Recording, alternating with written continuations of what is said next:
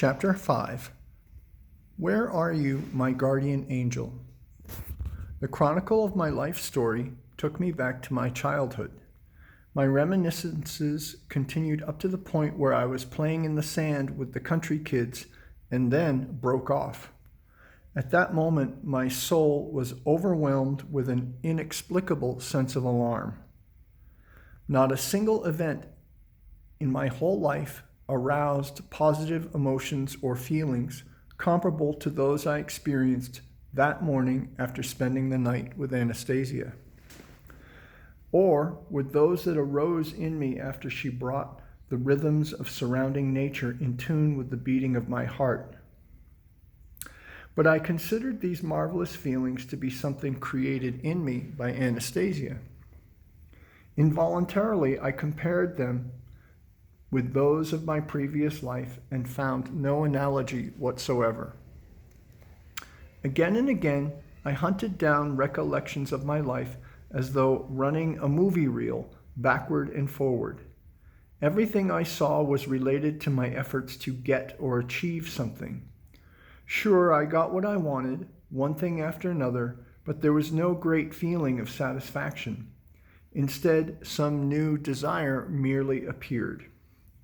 And the most recent years of my life, when those around me thought how splendidly everything was turning out for me, aroused an even greater feeling of confusion and chaos.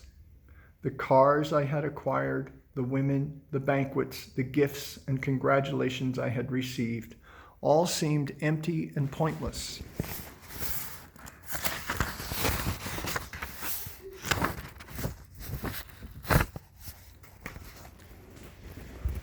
I quickly got to my feet and said with some irritation, either to myself or Anastasia, quote, "There are none of these healing sensations in man's life, at least not in mine, and I would say there are many lives where they can't be found." Anastasia rose to her feet and calmly observed, quote, "Then you should create them as quickly as possible." Quote, "What do I need to create? Tell me what?" Quote, "First you must understand what holds the greatest meaning or significance for you. You have just been looking over your past life, but even with the opportunity to analyze it, to look at it objectively as it were, you still were not able to notice what was really significant. You kept latching on to the usual values as you saw them. Tell me the situations where you felt you came closest to a sense of happiness." Quote, "There were two situations, but each time something prevented me from feeling truly happy in them." Quote, "What kind of situations?" "Back in the early days of perestroika, I managed to acquire a long lease term on a steamship. This was the best passenger ship in the Western Siberian River Fleet. After the lease agreement was drawn up, I went to the harbor and there she stood. What a beauty. I remember the first time I stood on the deck of my very own ship." "And did your feelings of happiness greatly increase when you stood on the deck?" "You know, Anastasia, our lives are filled with all sorts of problems. As soon as I had climbed aboard, I was met by the captain. We went to his cabin and had a bottle of champagne together. During our conversation, the captain advised that all the water pipes needed cleaning at once, or the health authorities would not allow us to set sail. And there were other things he told me.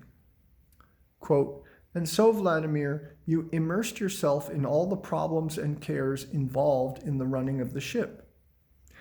"Yes, that's right. There were a lot of them." Quote, "It is inherent in the nature of artificially created matter and mechanical devices, Vladimir, that they bring more problems than pleasures. Their benefit to man is quite illusory." Quote, "Well, I don't happen to agree. Maybe in themselves these mechanical devices have problems. They need constant repair and maintenance. Still, they help us get a lot of things."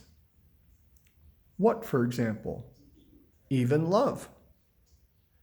Quote, genuine love, Vladimir, could not possibly be under the control of artificially created objects. Even if you owned all the objects in the world, you would not be able, just with their help, to gain access to the true love of even one woman. Quote, well, you simply don't know our women. You're spinning theories, that's all. I managed to get it. Quote, what did you manage to get? Quote, love.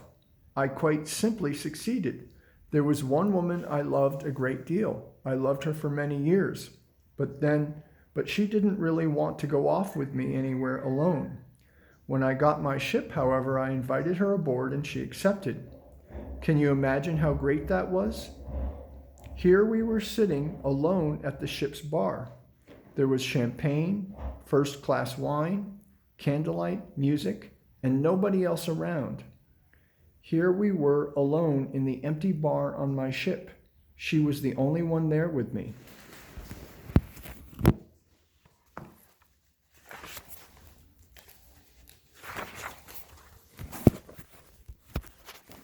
I had the ship set sail without taking any other passengers, just so we could be alone.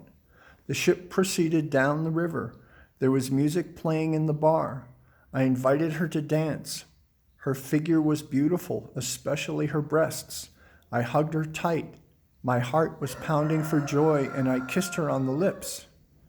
She didn't run away. She even hugged me back. Do you see? There she was right beside me. I could touch her and kiss her. All this was because of the ship, and you say it can only bring problems. Quote, and then, Vladimir, what happened? Quote, nothing much. Quote, please try to remember anyway. I tell you, it was nothing important. Quote, can I tell you what happened there on the ship between you and that young woman? You can try. You had a lot to drink. You made a deliberate effort to drink as much as possible. Then you put the keys to your cabin, your luxury apartment, on the table in front of her, and you yourself went down to the lower decks.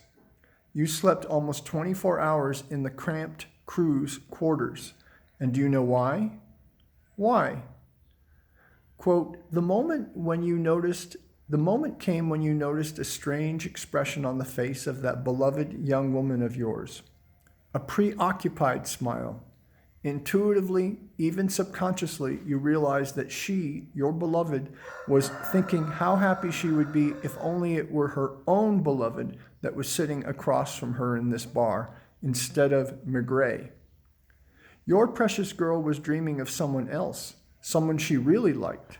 She fantasized it was he and not you who was master of the ship. You were at the mercy of inert matter, to which you had tied your living feelings and aspirations and were choking them to death. Quote, don't go on, Anastasia, I pleaded. These recollections aren't happy ones for me. In any case, the ship did play its role.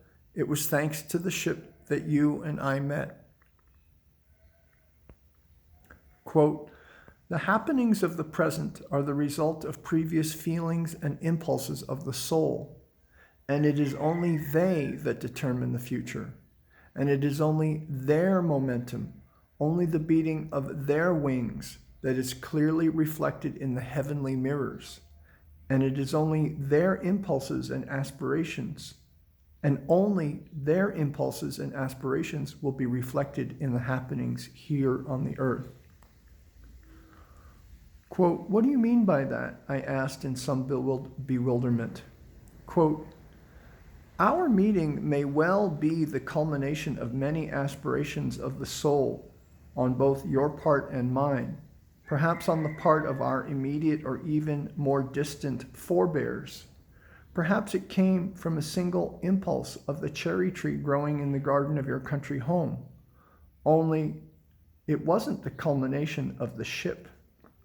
Quote, what has the cherry tree in my garden got to do with it? Quote, in all your many glances back at your life, you failed to pay any attention to this cherry tree and your feelings connected with it. Yet those feelings have played a leading role in your life in recent years. The universe did not react to your ship. Just think, what could a primitive, run-down material device incapable of either thinking or restoring itself possibly mean to the universe?